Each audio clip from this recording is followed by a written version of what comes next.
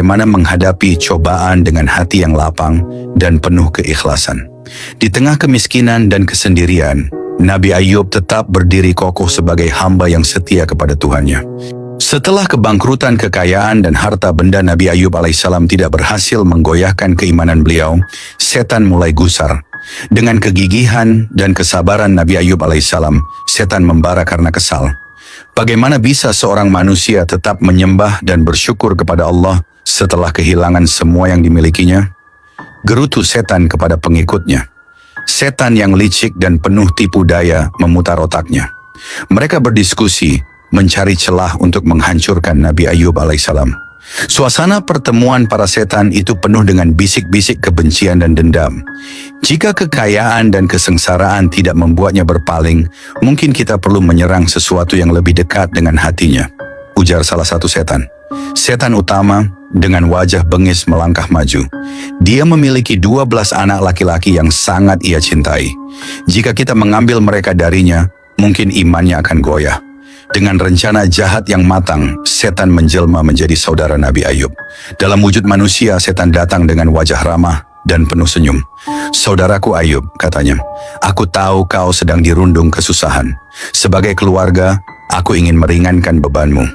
Izinkan aku mengundang anak-anakmu ke rumahku untuk menikmati makanan bersama. Anggap ini sebagai bentuk dukungan keluarga." Nabi Ayub yang tulus tidak pernah menyimpan prasangka buruk. Dengan hati yang lapang, ia mengizinkan anak-anaknya pergi. Anak-anak Nabi Ayub pun berangkat ke rumah saudaranya, penuh kegembiraan tanpa menyadari bahaya yang menanti. Di rumah saudara itu, 12 anak laki-laki Nabi Ayub berkumpul dan menikmati makanan yang disajikan. Suasana penuh canda tawa dan kebersamaan.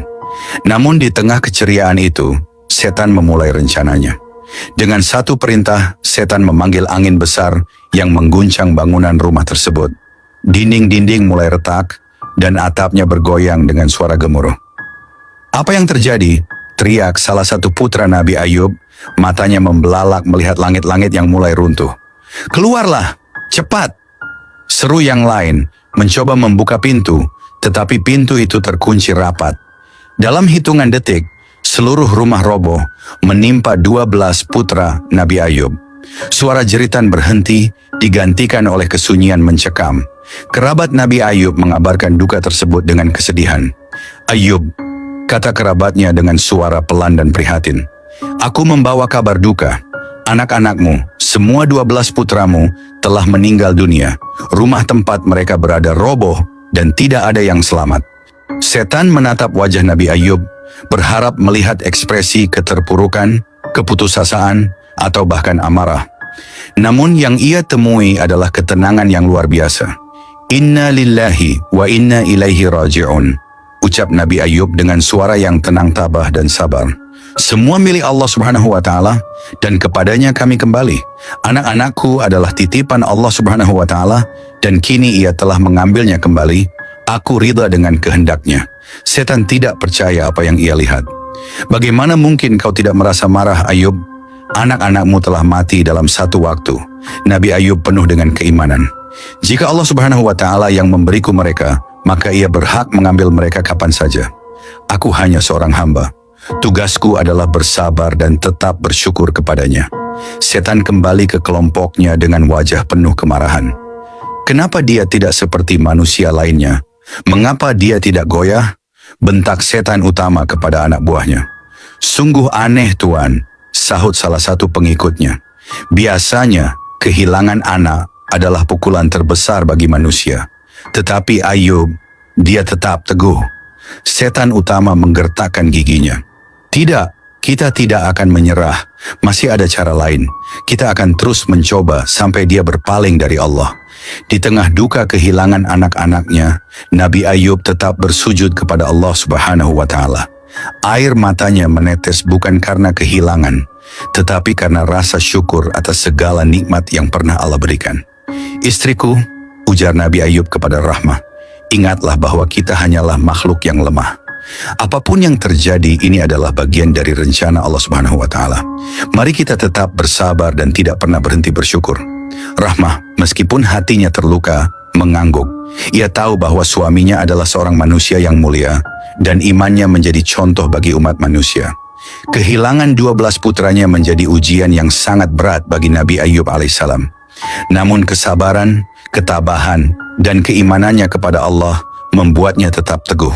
Iblis yang terus mencoba menggoda Nabi Ayyub harus menghadapi kenyataan bahwa rencana-rencana jahatnya tidak akan pernah berhasil melawan hamba Allah Subhanahu wa Ta'ala yang sejati. Kisah ini menjadi teladan abadi tentang arti kesabaran dan keimanan di tengah cobaan hidup. Setelah kehilangan harta benda dan anak-anaknya, ujian yang lebih berat menghampiri Nabi Ayyub alaihissalam. Iblis yang gagal menggoyahkan keimanannya melalui bencana sebelumnya memutar otak mencari cara lain.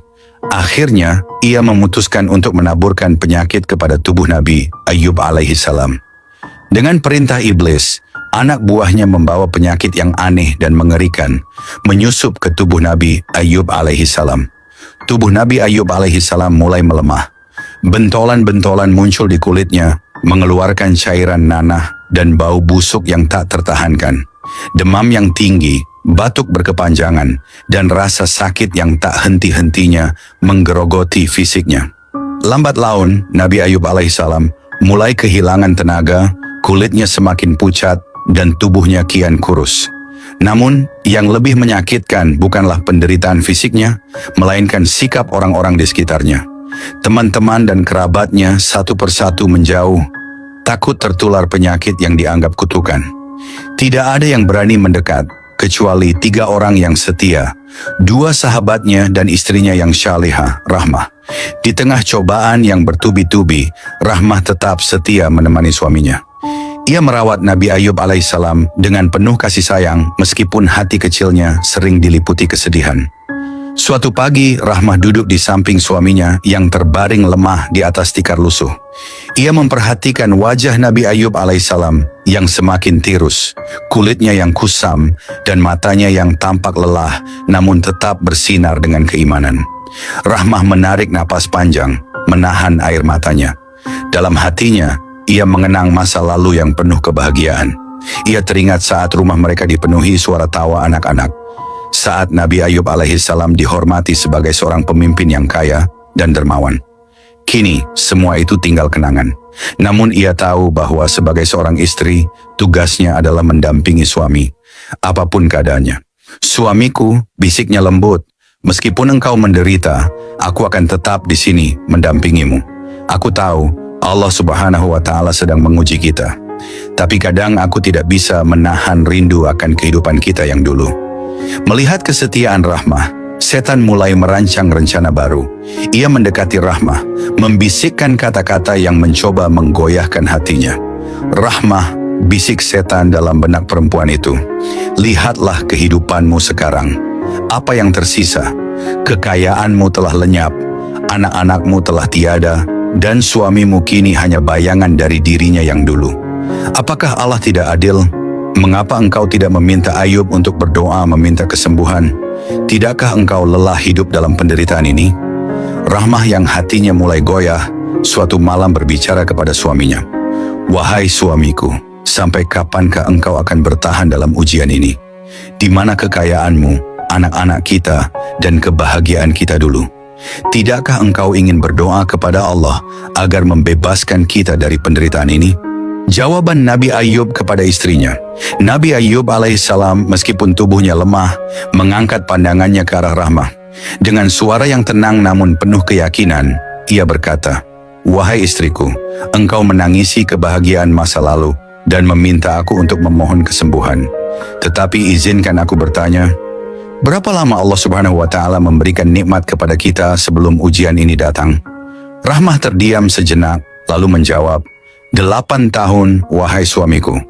Nabi Ayyub tersenyum tipis.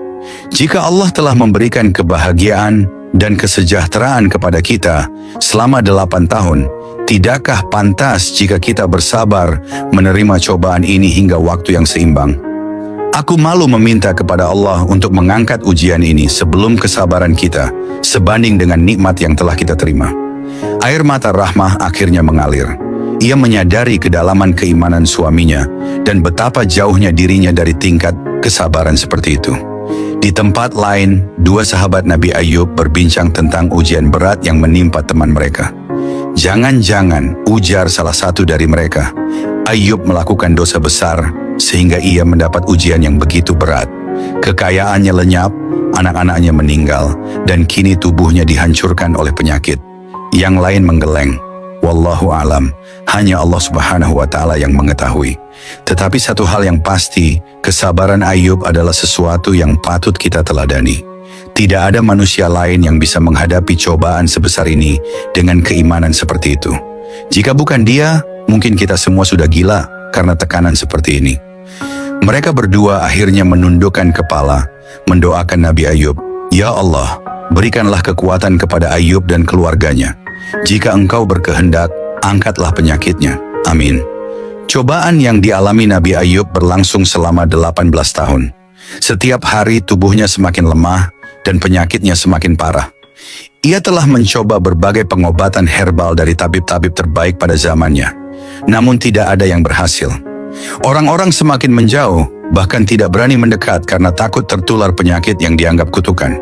Namun di tengah penderitaan itu, Nabi Ayub tidak pernah meninggalkan ibadahnya. Dalam keheningan malam, ia berzikir kepada Allah Subhanahu wa Ta'ala, memuji kebesarannya, dan memohon ampunan atas dosa-dosanya. Tidak sekalipun ia mengeluh atau merasa putus asa. Baginya, setiap detik penderitaan adalah jalan untuk mendekatkan diri kepada Sang Pencipta. Kesabaran Nabi Ayub yang tak tergoyahkan menjadi pelajaran besar bagi istrinya, dua sahabatnya, dan siapapun yang menyaksikan. Allah Subhanahu wa Ta'ala melihat kesabaran hambanya dan akhirnya memberikan ganjaran yang luar biasa. Tetapi sebelum itu terjadi, ujian terus berlanjut, membuktikan bahwa keimanan Nabi Ayub tidak terpengaruh oleh godaan setan yang terlaknat, penderitaan, atau keraguan manusia lainnya. Kisah ini adalah bukti nyata bahwa kesabaran dan ketabahan yang tulus tanpa keluhan akan membawa seseorang lebih dekat kepada Allah Subhanahu wa Ta'ala dan mendapatkan ganjaran yang lebih besar dari apa yang telah hilang.